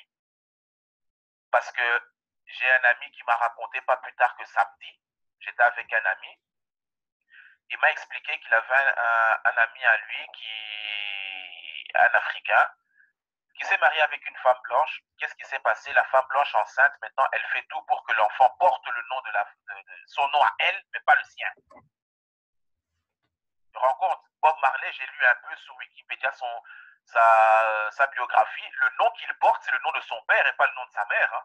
Absolument. Bob Marley. Marley, ce n'est pas le nom de sa mère, c'est le nom de son père. Alors, qu'est-ce qui se passe maintenant? Moi, je dis aux frères Cam, faites très attention. Ben, écoute, quand quelqu'un a fait de la recherche sur les caractères de l'esclavage et de la colonisation, surtout pour une femme, quand on voit la profondeur des abus, du mal, hein, même des fois sans utilité, sans raison. Hein? Je ne vais pas ici troubler les estomacs simples. La femme n'a pas seulement été violée, battue, utilisée pour donner des enfants, d'autres passer à tout homme pour faire des enfants, mais son corps a été désacré hein, des 50 000 manières les plus humiliantes qu'un être peut accepter, ce qui a été commis sur le corps de la femme noire, ok, a fait mal même aux fourmis. Ok? C'était déshonorant, ce n'était pas utile ce qu'ils ont fait. Ok? Il y a des choses qu'on peut faire parce qu'il y a une certaine utilité. Même dans le cadre de l'esclavage, les mal, l'abus, la souffrance, les tortures, les débravations commises sur le corps de la femme noire, c'était trop pour qu'aujourd'hui, qu'une femme, fille noire, puisse épouser un blanc, trahissant et jetant sur les épaules, jetant la salive sur la peine, les souffrances qui ont été faites pour un peuple qui, de toute manière, c'est pas qu'il ne reconnaît pas, il ne s'est jamais excusé de ça ouvertement, ok? Ou qu'il prône sa supériorité sur le fait qu'il peut faire tout ce qu'il veut sur toi. C'est-à-dire encore leur psychologie est reconnectée aux habits, aux homosexuels qui ont été faits aux femmes noires de l'époque.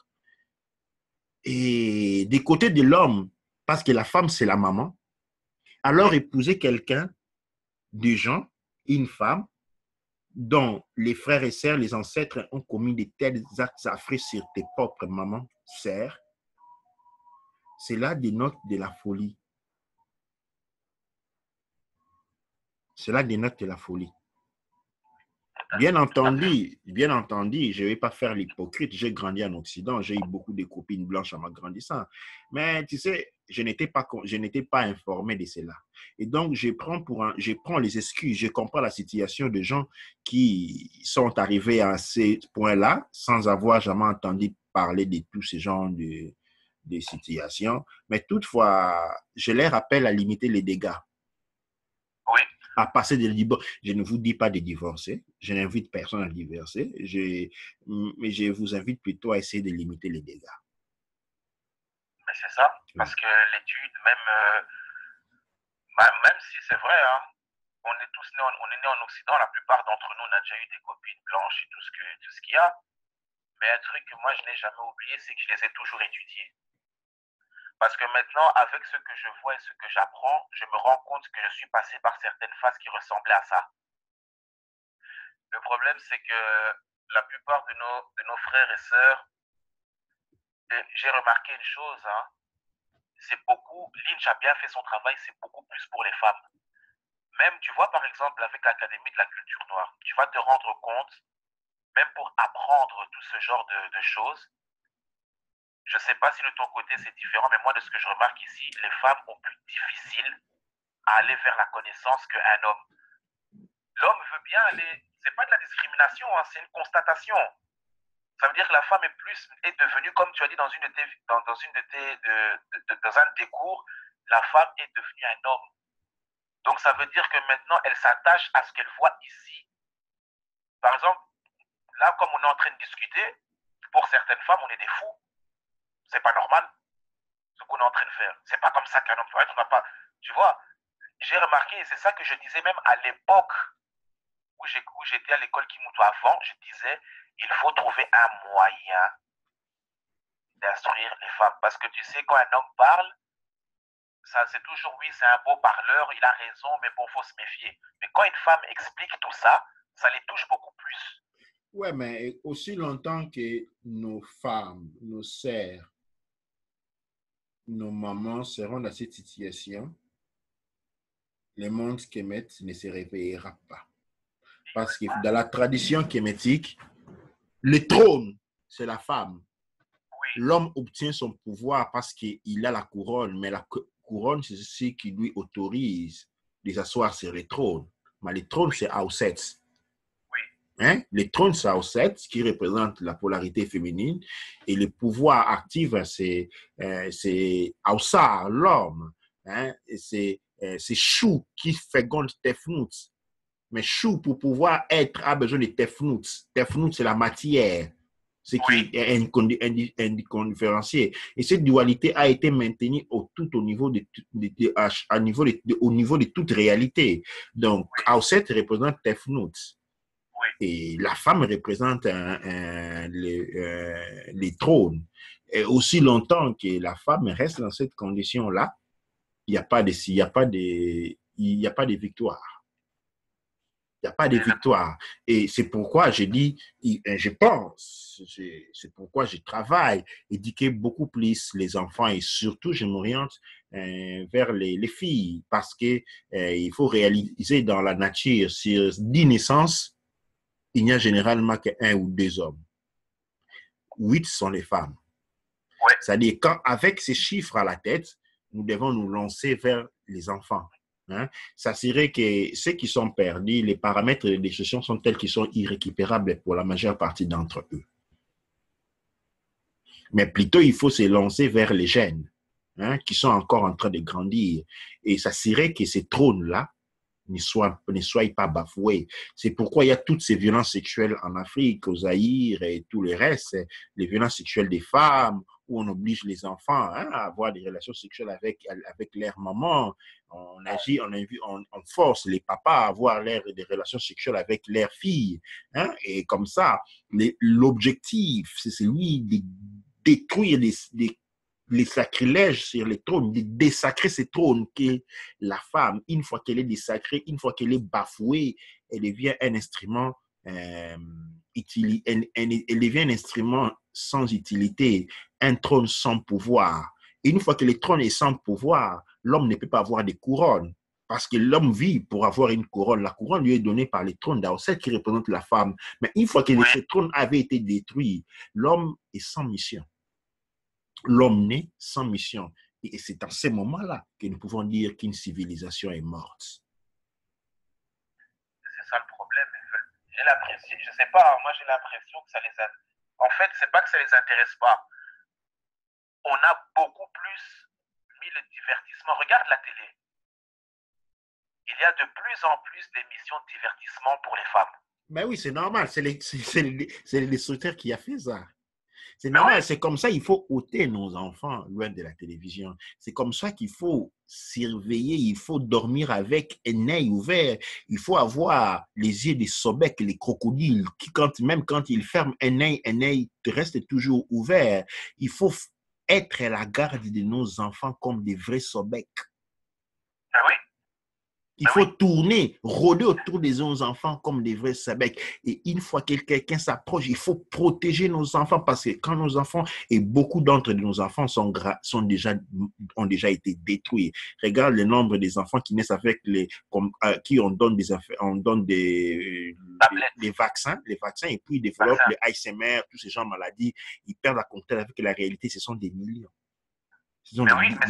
Alors, après cela, on a les tablettes. Alors, toutes ces choses-là, ce sont des ennemis. On dit quand les loups s'est vêtis, s'est couvert des peaux de l'agneau et on entrait dans les tables.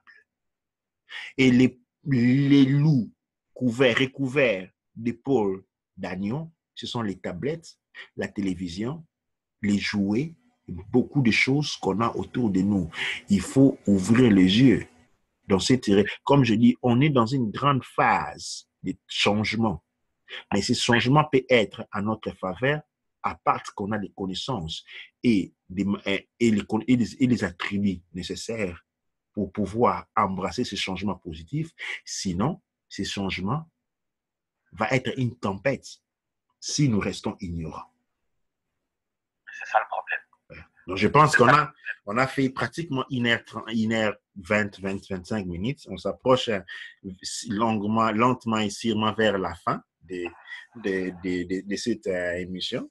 Je pense qu'aujourd'hui, on a soulevé les points, les problèmes, et dans 2-3 jours, nous allons faire une émission, ou plutôt, aujourd'hui, on s'est vraiment branché du côté des problèmes. On a essayé pas des problèmes, mais de une lecture de cette réalité dans laquelle beaucoup sont encore en train de dormir.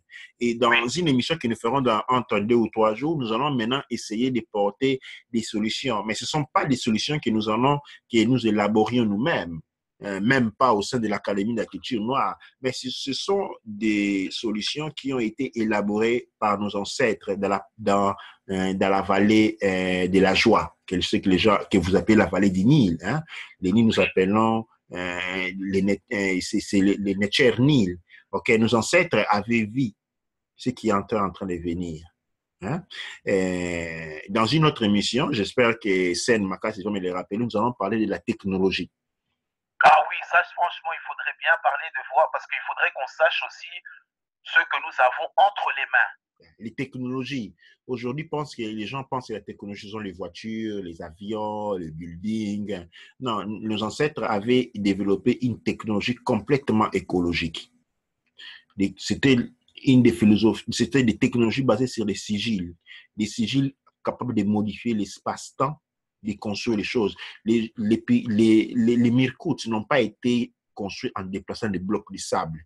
Ils ont été conçus sur une technologie énergétique qui était capable de modifier les champs magnétiques des choses dans un terrain donné et élever une quantité de sable et faire une construction tout seul, dans moins d'une heure. Les sigils, c'est quoi exactement un sigil? Sigil, c'est un instrument métallique avec une structure mathématique. Et il y a une configuration propre à la thermodynamique, mais il y a une capacité structurelle de structuration énergétique de la technologie spirituelle développée par les Kemet, capable de mettre en motion des énergies sur divers plans de notre mental pour pouvoir achever une œuvre. Il peut s'agir d'une statue, il peut s'agir d'un Mirkout, il peut s'agir d'une tente, c'est-à-dire une maison. Il peut s'agir de beaucoup de choses. C'est-à-dire, nos ancêtres n'étaient pas dans une technologie qui avait pour modalité la destruction de la nature pour remplacer avec des constructions. Non, on avait une technologie spirituelle qui utilisait des sons de force magnétiques sur divers plans de la réalité capables de modifier l'espace-temps et produire ce dont on avait besoin. Ça, nous allons développer dans un de nos prochains cours. Je pense que dans un premier temps, nous allons parler d'un cours sur les réponses de ce que nous avons dit. C'est par après que nous allons parler aussi de cette technologie-là.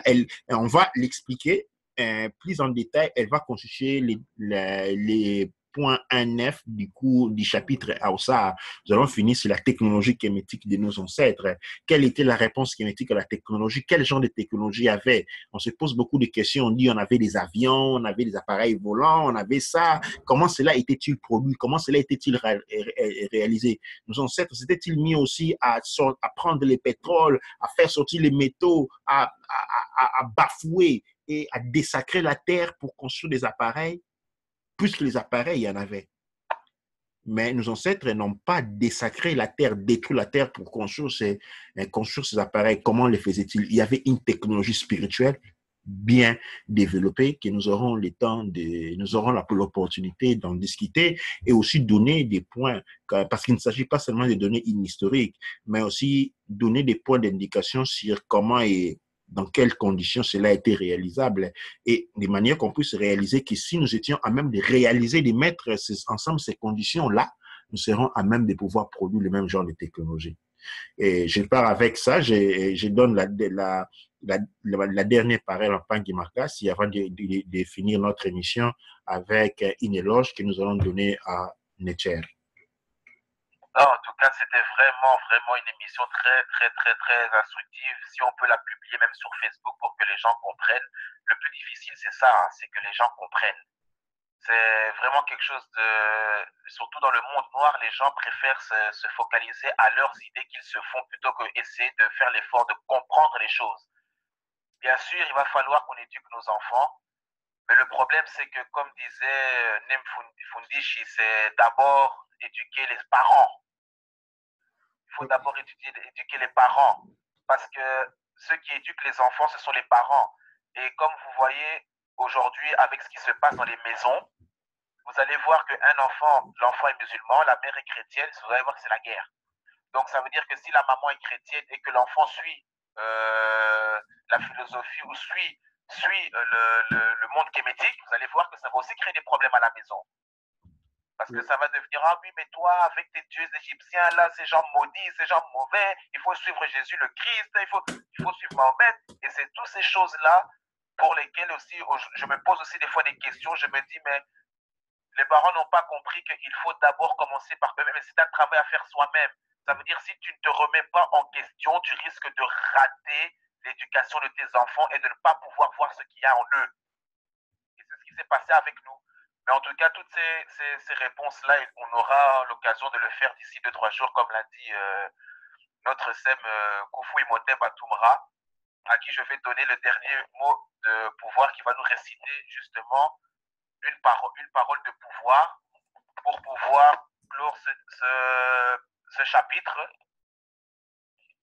Doua Sen Makassi. Avant de conclure cela, j'aimerais rentrer sur un point que je te demanderai de me rappeler la prochaine fois, nous allons l'approfondir. Les chrétiens ont un Dieu, les musulmans ont un Dieu, les bouddhas ont un Dieu, tout le monde est des dieux. Dans la tradition kémétique, on n'a pas de dieux. Les Netcheru, ce sont des attributs qui appartiennent au Nether lui-même, au Ntara et à nous. Nous parlons de nos attributs, des facultés supérieures et non des divinités. Nous aurons la possibilité d'en parler. Et pour ceux qui veulent en savoir plus, on vous invite toujours à l'Académie de la culture noire. Est une structure complètement gratuite où vous trouvez toutes les informations disponibles. Il y a beaucoup de cours qui sont faits à l'intérieur. Je vais finir en remerciant encore Amen-Ra Doua Inter. Amasu empa emra sangsu, emenra empa sangsu, au kwaura manketi pa erura.